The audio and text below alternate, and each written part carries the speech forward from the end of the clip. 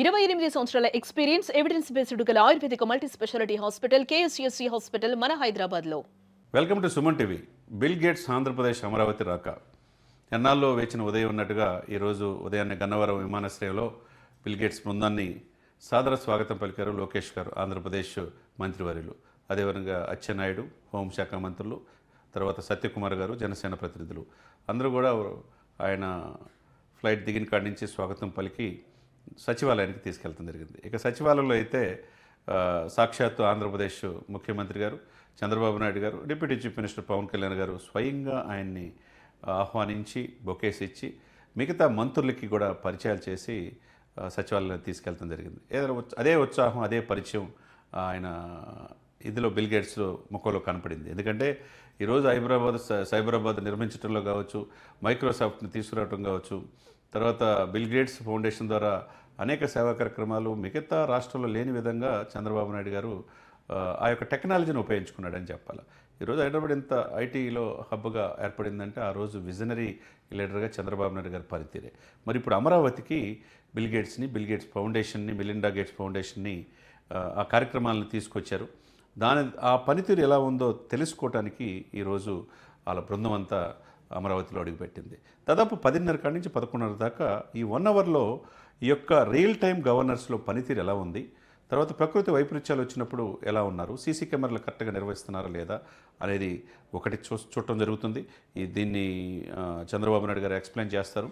అదే సమయంలో సంజీవిని ప్రాజెక్టు అంటే దీంట్లో మిలిండా గేట్స్ ఫౌండేషన్ సహకారంతో కుప్పం, చిత్తూరు పరిసర ప్రాంతాల్లో ఈ ప్రాజెక్ట్ ఇది అవుతుంది. అంటే దీనికి సంబంధించింది ఏంటంటే హెల్త్ కార్డు, అంటే ప్రతి ఇన్ఫర్మేషన్ హెల్త్ కార్డులో ఉంటుంది అనమాట, వాళ్ళ లైఫ్ లాంగ్ అనమాట. దాన్ని ఏ విధంగా రాష్ట్ర వ్యాప్తంగా విస్తరించాలనేది కూడా డిస్కషన్ జరుగుతుంది. ఎందుకంటే మిలిండా గేట్స్ ఫౌండేషన్ ద్వారా దానికి వచ్చిన ఆదాయం మొత్తం కూడా దాని నుంచి సేవా కార్యక్రమాలు ప్రపంచవ్యాప్తంగా ఇస్తారు. అంతకుముందు మోదీ గారిని కూడా బిల్ గేట్స్ గారు కలిశారు.